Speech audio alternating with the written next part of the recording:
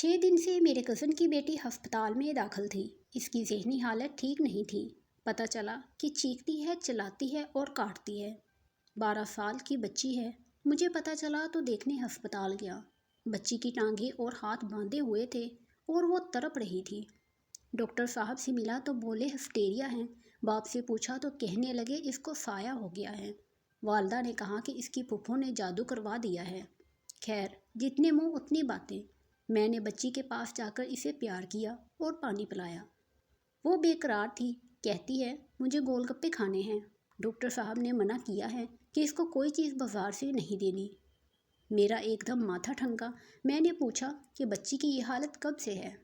वालदा ने बताया कि छुट्टियों के आखिरी 20 अयाम में अपनी फूफो के घर गई थी।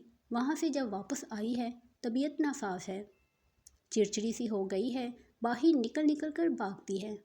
कहती है कि गोलगप्पे खाने हैं, वो भी ला कर दिए पर पसंद नहीं आते। फेंक देती है, चीखती है, चलाती है। मैंने लड़की से तन्हाई में बात करने की इजाज़त चाही, जो कि मुझे मिल गई। मैंने बच्ची के हाथ पांव खोले और टेरेस पर ले गया। मैंने बच्ची को पानी पिलाया। मैंने कहा मुझे अपना दोस्त समझो, जो कुछ हम में बात होगी वो राज रहेगी। मैंने कसम खाई। लड़की को कुछ हौसला हुआ तो कहने लगी आप अपनी माँ की कसम खाएं कि किसी को भी नहीं बताएंगे। कहने लगी फूफो के मोहल्ले में एक गोलगप्पे वाला है जिसके गोलगप्पे मुझे बहुत पसंद हैं। मेरा कज़न और मैं, हम दोनों वो खाने के लिए जाते थे। मैं जब से वापस लौटी हूँ दिल बहुत बेकरार रहता है और जिस्म में जैसे कुछ जल सा रहा है। मैंने इससे इसकी फूफो का नंबर लिया और इसको यकीन दिलाया कि मैं जो कुछ भी कर सका ज़रूर करूँगा। अगले रोज़ मैं इसकी फूफो के घर गया। रिश्तेदार थे, मेरी बहुत इज्जत की। खैर, मैं जैसे ही वहाँ पहुँचा मैंने इसके बेटे के साथ बाजार तक साथ चलने को कहा। हम पैदल ही शाम को घर से निकले। बातों बातों में मैंने लड़की के हवाले से गोलगप्पों की तारीफ़ कर दी और यूँ हम इस दुकान के कैबिन में पहुँच गए। गोलगप्पे मंगवाए गए और खाए भी। बहुत मज़ेदार थे, अलग सा जायका था।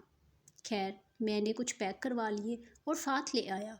रात को वापस शहर आया और वो गोलगप्पे एक दोस्त के लैब वाले को दिए कि इसको चेक कर दें। मुंशियात वाले अदारे को भी एक सैंपल भेज दिया। अगले दिन रिपोर्ट आई तो मैं अपना सर पकड़कर बैठ गया। रिपोर्ट में पता चला कि मसाला जात में हीरोइन मलाई गई है। मेरा एक लम्हे के लिए जैसे सांस ही बंद हो गया। मैंने फ़ौरन एंटी नारकोटिक्स से रब्ता किया और इस गोलगप्पे वाले दुकान पर चेक किया तो वहाँ से शराब, हीरोइन और चरस बरामद हुई। ये बाकायदा एक मंशियात का अड्डा था और गोलगप्पे वाला अपने गोलगप्पों में हीरोइन गोल गोल कर खिला रहा था कि लोग जो भी खाए, जो लग गए वो यहाँ से हट नहीं सकते थे। इनको पकड़वा कर बच्ची की तरफ लौटा और डॉक्टर साहब को अतमाद में लेकर बच्ची को तरके मंशियात के अदारे में दाखिल करवा कर इलाज करवाया।